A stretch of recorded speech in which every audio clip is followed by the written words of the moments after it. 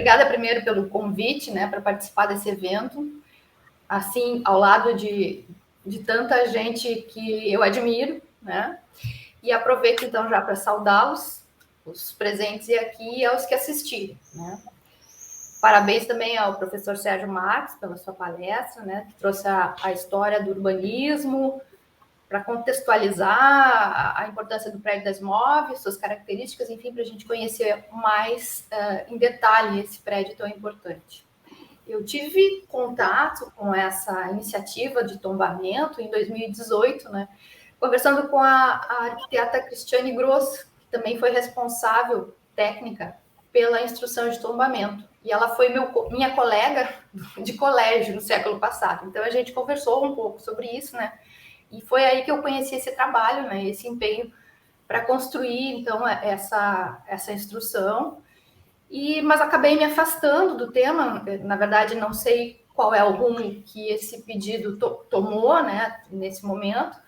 Mas eu acho que retornar a esse tema me dá uma esperança, assim, de que a gente possa construir um caminho, então, para a proteção desse prédio, né? Infelizmente, ele não tem sido referenciado como ele devia, né? Nem pelo poder público, e nem pelo entendimento geral do que se considera de patrimônio edificado, né? Do ponto de vista do poder público, o que a gente vê é uma histórica falta de manutenção e preservação daquele prédio, como já foi colocado anteriormente.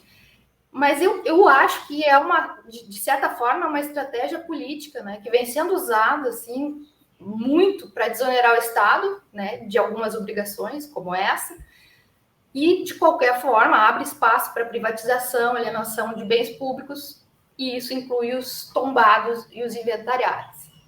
Então, me parece bem evidente que esse terreno, assim, um ativo financeiro que tem aumentado seu valor, especialmente com o investimento que houve agora na orla do Guaíba, né, para essa remodelação que está sendo levada atualmente.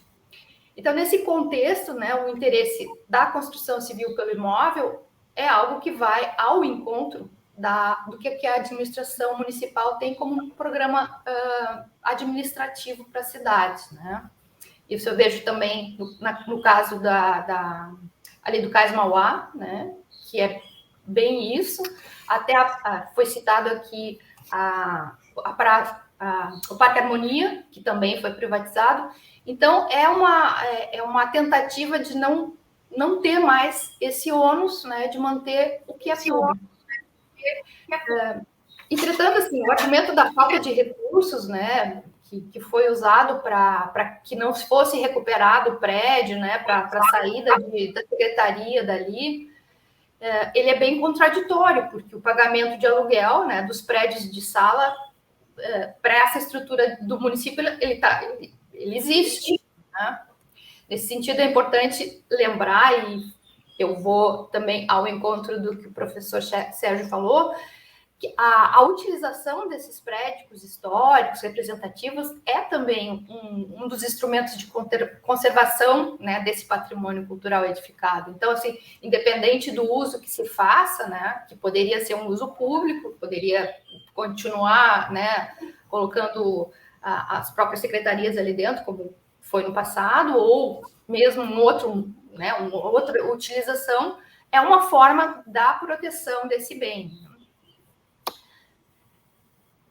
Por outro lado, assim, o que eu quis dizer como ele não é referência para a população em geral, é no sentido que as pessoas elas têm ainda muito o conceito tradicional de patrimônio cultural, né?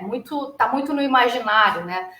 E vai um pouco assim no sentido do que existe no tombamento, na questão do decreto 25 de 1937, do conceito de patrimônio, que no caso ali era histórico e artístico nacional, né, sendo um conjunto de bens móveis e imóveis existentes no país, cuja conservação seja de interesse público, por sua vinculação a fatos memoráveis da história, quer por seu excepcional valor arqueológico ou etnográfico, bibliográfico, artístico. Ou seja, ele era muito ligado à história, né? Então, são os edifícios que popularmente eles são vistos como patrimônio, né? Mas, de qualquer forma, é um conceito que está ultrapassado, né? O conceito hoje foi ampliado, principalmente as contribuições da antropologia, que agrega grupos e segmentos sociais que antes eles eram afastados, né, da história oficial e da cultura dominante. Então, a partir disso, a gente tem o conceito de patrimônio ambiental urbano, que inclui bens inseridos no cotidiano da cidade, né?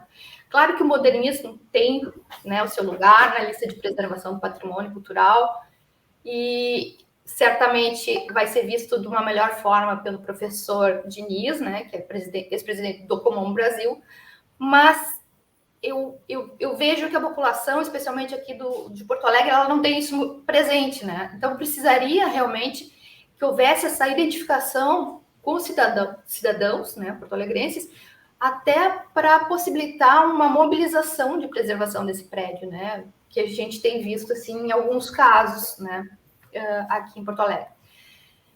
Então, partindo do conceito do patrimônio ambiental para pensar a preservação, eu achei importante citar o entendimento do arquiteto e urbanista Leonardo Castriota, né, que ele é ex-presidente do Icomos Brasil e um dos vice-presidentes do Icomo Internacional. Então, para ele, preservar seria pensar, antes de mais nada, no sentido histórico e cultural que tem a paisagem urbana em seu conjunto, valorizando não apenas os monumentos excepcionais, mas o próprio processo vital que informa a cidade. Então, seria abordar o patrimônio ambiental urbano, seria muito mais do que simplesmente tombar determinadas edificações ou conjuntos. Seria, antes de tudo, preservar o equilíbrio da paisagem, pensando sempre como interrelacionados à infraestrutura, o lote, a edificação, a linguagem urbana, os usos, o perfil histórico e a própria paisagem natural. Então, a preservação do nosso patrimônio cultural, ela passa por essa compreensão, né, da região onde se encontram os bens ou o bem cultural, envolvendo vários profissionais de várias áreas, e aí isso também se torna uma ferramenta bastante relevante para o próprio planejamento urbano. Então, dessa forma, a preservação do prédio da Esmove, ela atende a nova abordagem de patrimônio cultural, porque a presença daquele edifício no final, ali da Borges, de Medeiros, ele já se inseriu dentro dessa paisagem da cidade, inclusive no que diz respeito à representação simbólica do local, né? Porque para os porto-alegrenses, eu acho que ficou muito presente que era ali que ocorriam licenças, as liberações para construção, as questões relativas ao próprio meio ambiente, no sentido de liberar, né? Enfim. E também ali se reuniu o Conselho Municipal de Desenvolvimento Urbano Ambiental, CMDUA, que possibilitava, então, essa participação popular nas políticas públicas na área de urbanismo, né? Claro, assim, talvez dessa geração não olhem, né, para esse prédio, porque ele foi perdendo ao longo do tempo a importância, né, de sua existência ali, mas que façam, né, essa relação do lugar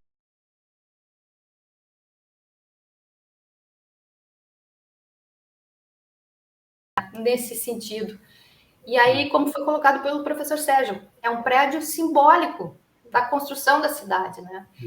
E eu termino assim, colocando se a partir daí a gente não pode também trabalhar a presença do valor imaterial do lugar, né? Então a gente tem toda a questão do prédio, né, da estrutura, mas também a gente tem essa questão do valor imaterial dele, do que ele simboliza, né, para Porto Alegre, para os seus cidadãos e para a história da cidade.